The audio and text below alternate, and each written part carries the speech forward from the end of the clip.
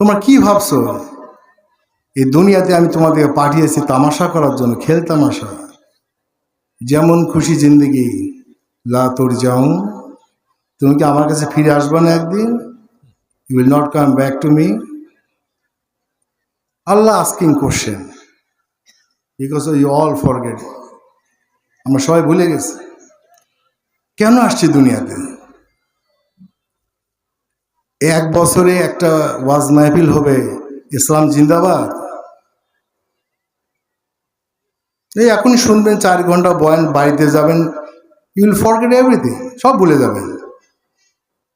শুধু আমাদের তো কমজোর ইমান, দুর্বল ইমান। যাদের স্ট্রং ইমান চলে 100%, হানজালা দিলান ই রান টুয়ার্স রসুল্লাহ, ইয়া রসুল্লাহ। হানজালা মুনাফেক হয়ে গেছে। কেন হানজালা, কি হয়েছে তোমার?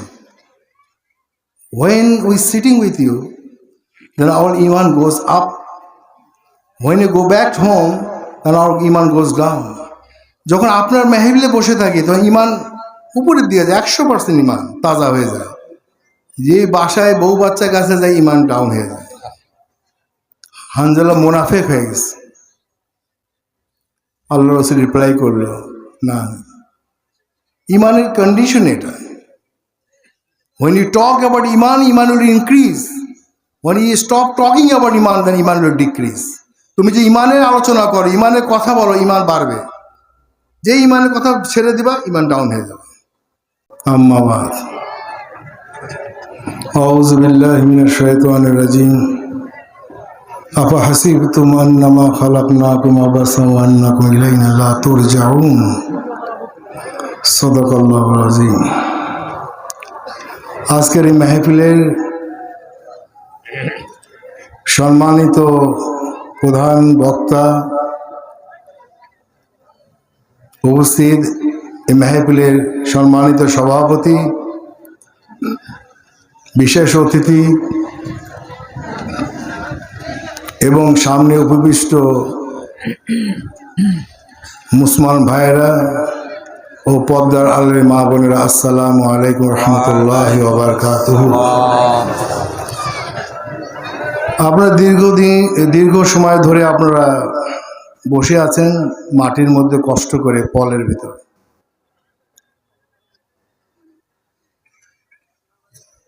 ইসলাম reach to us through sacrifice. ইসলাম আমাদের জীবনে আসছে কুরবানির মাধ্যমে। পৃথিবীর শ্রেষ্ঠ নবী, শ্রেষ্ঠ মানব, আল্লাহর হাবিব, আখেরি নবী হযরত মুহাম্মদ সাল্লাল্লাহু আলাইহি ওয়াসাল্লাম, আল্লাহ পাক বলেছেন, আমার সমস্ত নবীকে যত কষ্ট আমি না দিয়েছি, তার চেয়ে বেশি কষ্ট আমার হাবিব মুহাম্মদ সাল্লাল্লাহু আলাইহি ওয়াসাল্লামকে দিয়েছি। For what? For Islam. Today we are all sitting here. We are all Muslim. আমরা এখানে সবাই বসে আছি মুসলমান হিসাবে। আমাদের তো কোনো স্যাক্রিফাইস করতে হয়নি। আমার দাদা ছিল মুসলমান, আমার বাবা মুসলমান, আমি জন্মসূত্রে মুসলমান। We did not apply for that. We did not spend money for that. We did not give our life. We did not give our blood. Nothing. Free of cost. আমরা রক্ত দেইনি ঈমানের জন্য। আমরা পয়সা ব্যয় করিনি। আমরা কোনো আবেদনও করিনি আল্লাহর কাছে। ফ্রি অফ কস্ট, মুফত, ফ্রি অফ কস্ট আল্লাহ আমাদের মুসলমান আছে। মুসলমান কি, মুসলমানের গুরুত্ব কি, এটা যদি না বোঝেন তাহলে এই মেহফিলটা বেকার, অর্থহীন।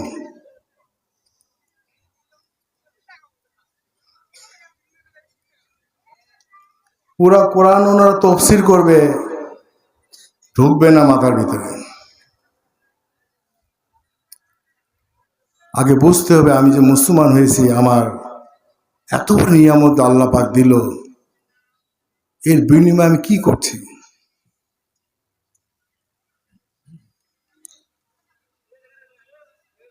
আল্লাহ পাক যে আয়াতটা আমি পাঠ করলাম, আল্লাহ বলতেছে, ও মাই slave, what you think I sent you in this world for nothing, for fun, for game? তোমরা কি ভাবছো এই দুনিয়াতে আমি তোমাদেরকে পাঠিয়েছি তামাশা করার জন্য, খেল তামাশা? যেমন খুশি জিন্দগি, লা তোর যাও, তুমি কি আমার কাছে ফিরে আসবে না একদিন? You will not come back to me. Allah asking question because you all forget.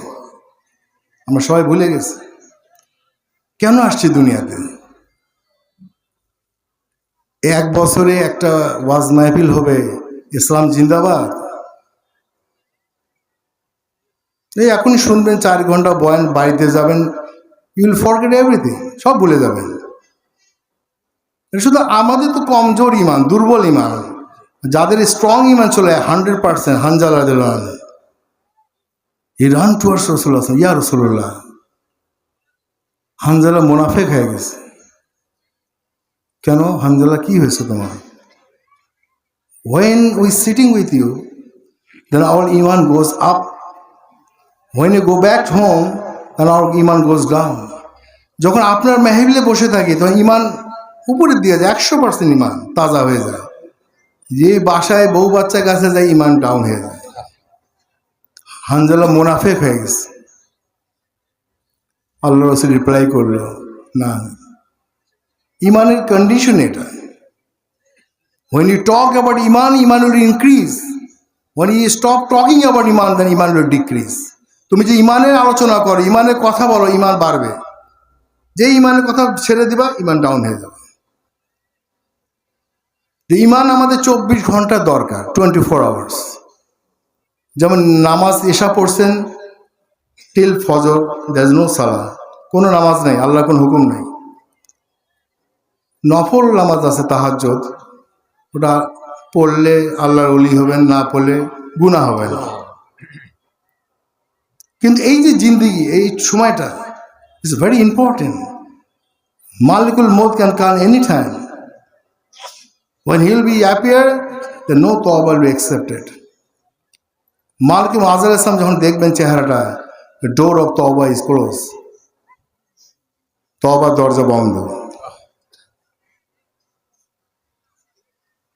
এই জন্য আল্লাহ নবী বলছে, যখন ঘুমাতে যাও এইসব আমল করো, সূরা মুল্ক পড়ো, ইউ নো গ্যারান্টি তুমি ওয়েক আপ, তুমি আর জাগবা, দুনিয়াতে আর ফিরে আসতে পারো।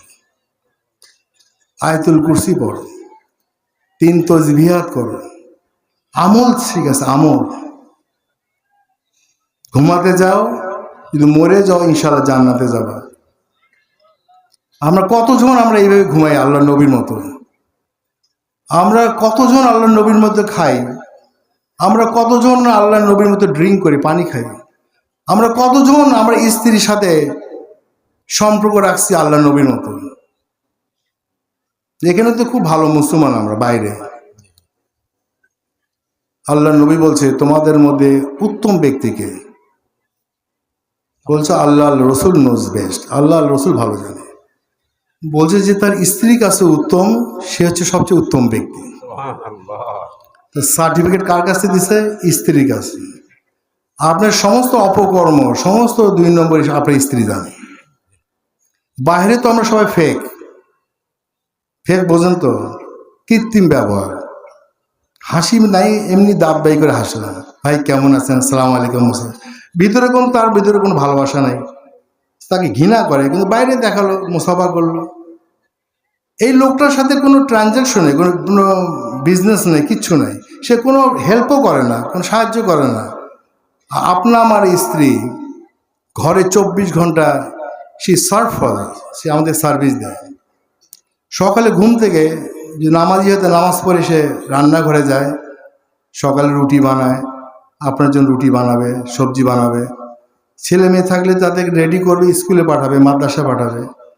এটা শেষ না হতে হতে শুরু হয়ে যাবে দুপুরের খাবার, আবার কোটা বস্তা করবে, আবার রান্না করবে।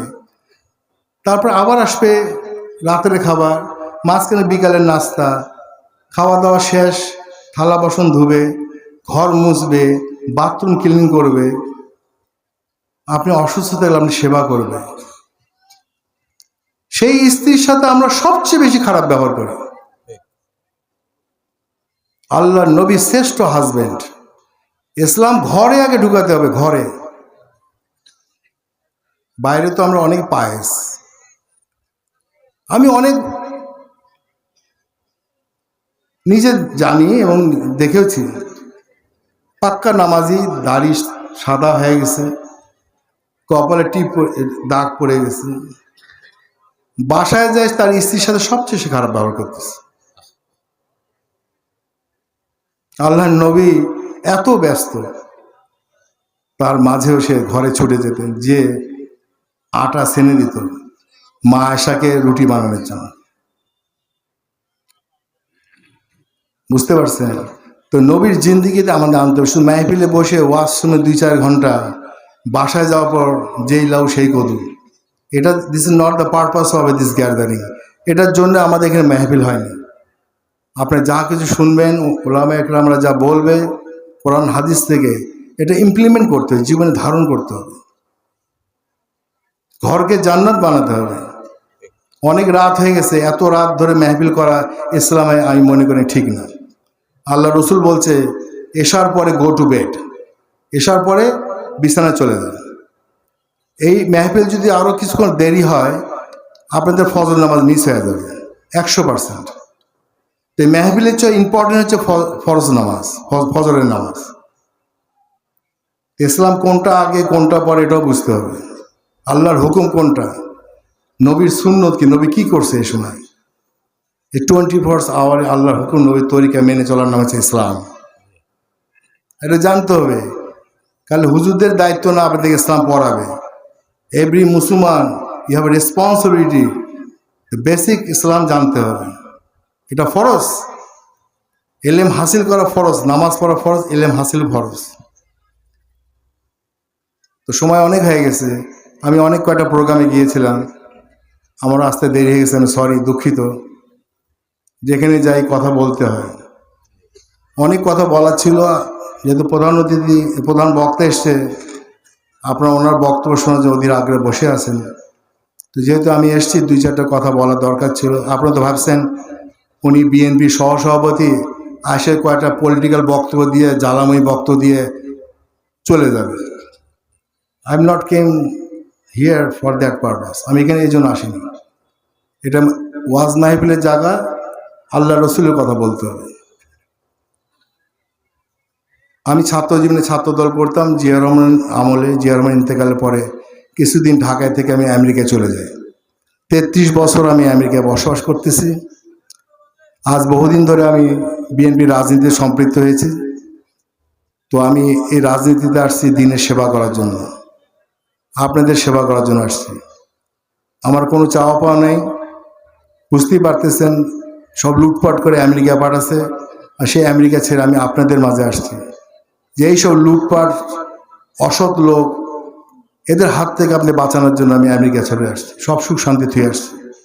আমার ছোট ছেলে আলেম, হাফেজ, কারি, মসজিদের ইমাম এবং মৌলানা পড়ায়, মৌলানাদেরকে পড়ায়, টিচার।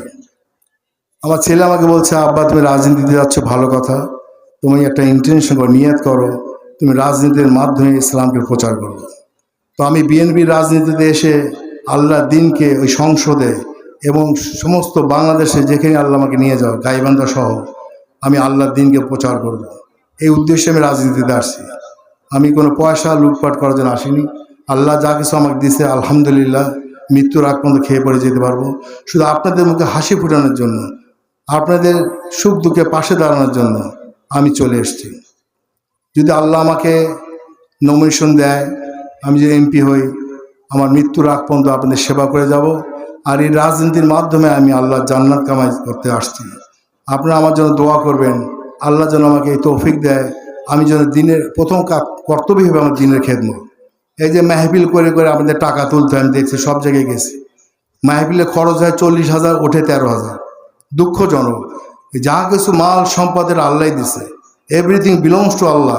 আল্লাহ গিভ আস ট্রাস্ট, আমানত দিছে আল্লাহ আমাদের পয়সা। এই পয়সা আল্লাহর রাস্তায় খরচ করতে হবে নিজের ইচ্ছায়।